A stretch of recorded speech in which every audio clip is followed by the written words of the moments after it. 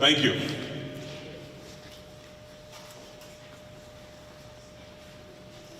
Next, we have Division of Emergency Management, Homeland Security Deputy Commissioner Brenda Bergeron. Thanks, Garrett.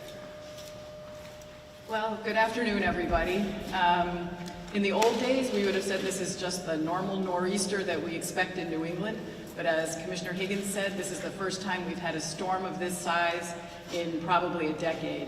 So there are many people out there who have not dealt with driving in snow. I reiterate the concept of not driving if you possibly can avoid it.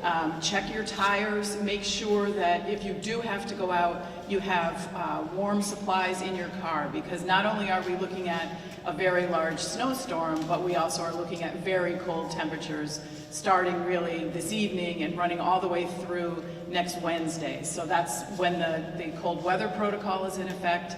You can go to the 211 website and look for shelters, and if you need assistance in transportation or in finding a shelter, you can call 211 as well.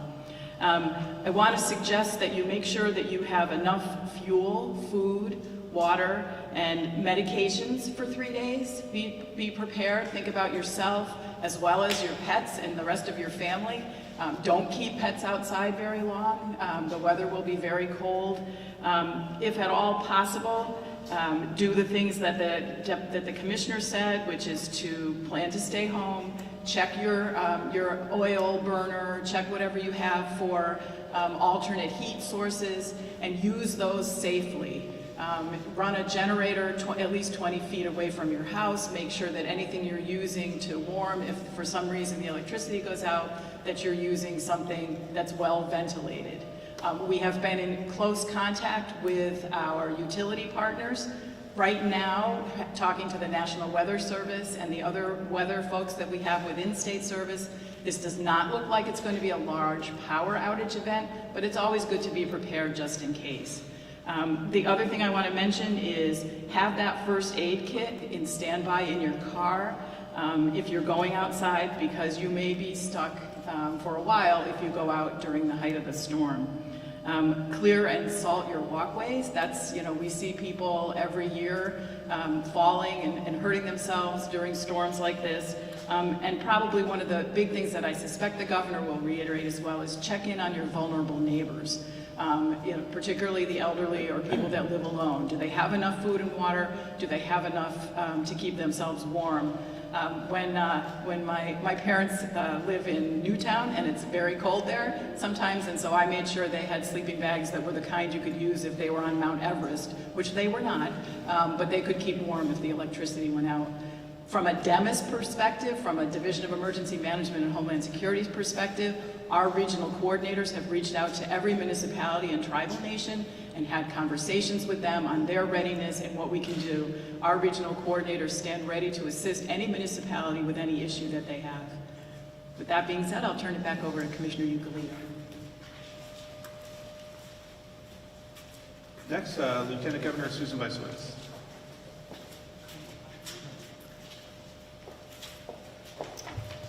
Good afternoon, everyone. Today I wanted to focus on what each of us can do to keep ourselves and our families and our neighbors safe in this dangerous storm that's coming.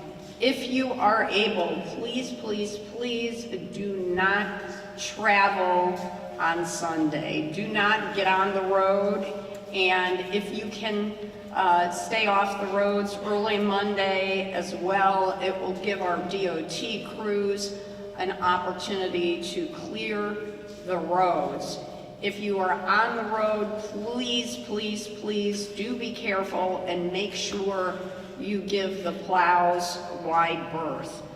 Preparing now and limiting travel will make a real difference for everyone. So if you need groceries, if you need water, please go do those errands to get medication or necessities before the snow starts. And again, if you must travel, please slow down and avoid distractions. Do not drive under the influence, and stay off your phone if you are driving in inclement weather. Please check on family members and neighbors who are elderly or who live alone or who are vulnerable.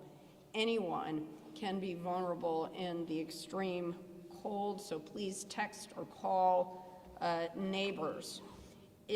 I do also want to remind everyone that our state has activated the severe weather protocol.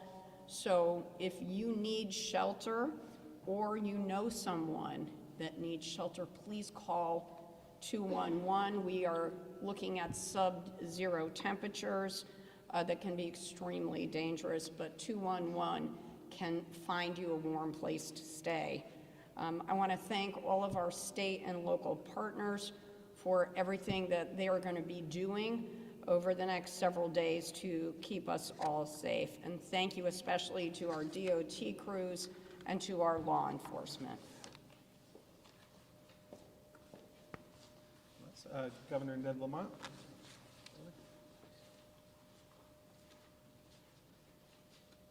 So, Weather Channel often hypes up these storms.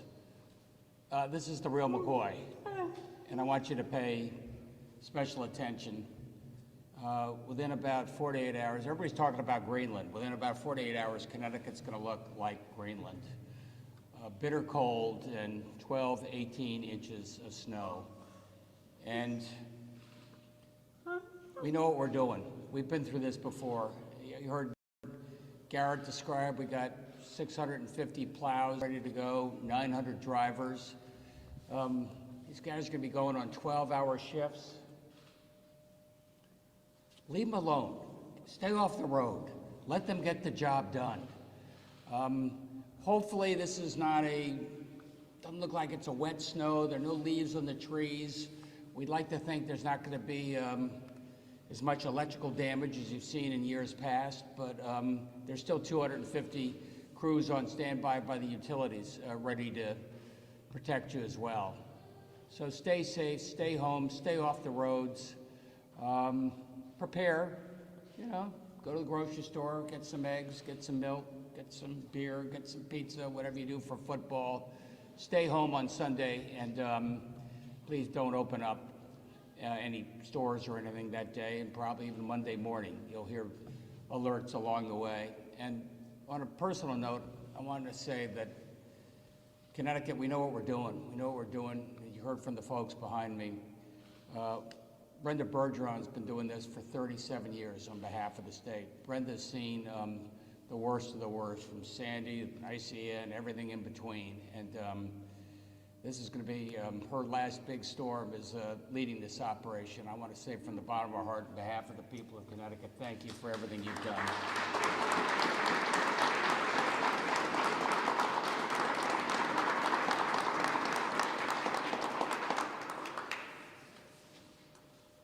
Questions? Governor, do you expect to have to call in the National Guard to supplement the response to recovery efforts?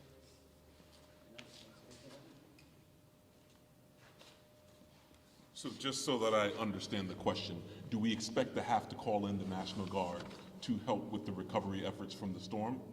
So we're in regular contact with General Yvonne on a regular basis. If in fact we have to do that, we will coordinate a response with our Deputy Commissioner and her team in the Connecticut National Guard, but right now it's too soon to tell.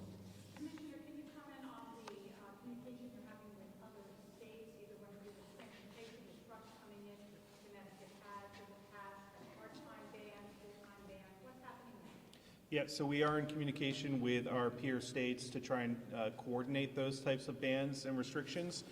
The last thing you want to do is have one state and their institute a ban or restriction and your neighboring state not, and then all the traffic will back up at the border. So we have calls today, we're going to have calls tomorrow, and we're going to aim for a regional-wide coordinated approach to that. But there should be more information tomorrow on a final decision there. Commissioner, can you run down the numbers again? You said 650 plows, 900 drivers, but then I think you mentioned you had an additional 200? Yeah, so during a storm event, what we do is we have on-call contractors to support and supplement our own conduct crews. So we have over 200 contractors notified that they are expected to show up when we place the call, probably first thing Sunday morning before the snow starts. And that's on top of the 900 drivers? Yes, yeah. And then I think, if I'm not mistaken, the governor just said 250 electrical crews, utility crews? Yep, utility crews, yep. Okay, perfect, thank you. Are those resources concentrated in any particular district of DOT or region of the state? They're spread out across the entire state. We have 4 districts, and so each garage, like this garage here, has a certain contingent of crew, and they know the roads in their garage district, and so it's spread out across the state. And they continue to work their roads and their coverage that they're responsible for, and we'll deploy the contractors based on where we think the needs are. So if the northwest corner is going to see more snow, then those crews are going to be working until those roads are clear. Can you tell us what DOT is doing today and tomorrow to prepare the roads? So we are not going out and pre-treating the roads. We don't believe there's a need to do that because the roads already have quite a bit of salt residue on them already from we were just out there the other night for snow that came down. So what generally our crews have been doing today is preparing all the equipment, making sure all the equipment is in tip-top shape. We don't want it breaking down when we're out there. Also loading materials, getting everything ready to go. Because we want them to use Saturday to rest, because the moment a few hours before the snow starts on Sunday morning, they'll get called in and they will work probably, 36, 48 hours before they see home again. And so we want them to have Saturday off to rest and get ready for that. Municipalities are doing the same. Yes. The forecast range is pretty wide. Can you talk about, from an operational snow perspective, the difference between a 10-inch storm and an 18-inch storm, how that impacts plowing? They keep going. Really, the big thing is going to be clearing it after the fact. So as it piles up on the shoulders and other places, we do the cleanup. So once the lanes are really plowed down to pavement and you see blacktop, then we can come out and do the cleanup as well. And so they're going to have to go through and clear all of it off the shoulders and do from shoulder to shoulder completely clear. 10 to 18 inches should be the same, especially if it's the fluffy snow.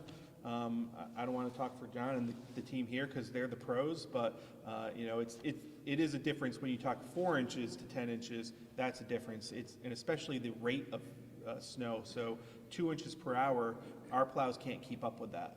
And so we go out there, we keep going, but then we do have to take rest breaks. So there'll be times when our crews come back for a rest break, and then they're going to have to get back out there and start hitting it again. So. It's been a while since Connecticut has had a big storm, and sometimes we think it's going to be worse than it is, or less, and so people may have a false sense of security, right? They may think, I've been told before this is going to be bad, and it's not so bad. What do you say? Yeah, I think people get complacent. They forget, right, what it's like to have a storm like this come through in Connecticut. They really need to remember that we have had bad storms in the past.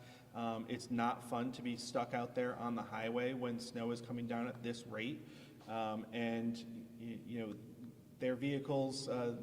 They often overestimate the ability of their vehicles. I imagine a lot of people probably don't even have snow tires because they haven't had a big storm in a while. So some newer drivers have never gone through this. Thankfully, we have a lot of veterans on our team who have gone through this. They've been telling the newbies on our team to get ready because it's coming.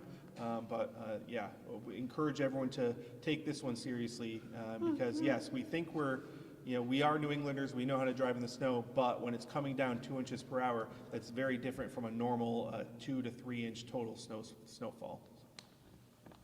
Governor, will you activate the emergency operations center at all this weekend? As needed.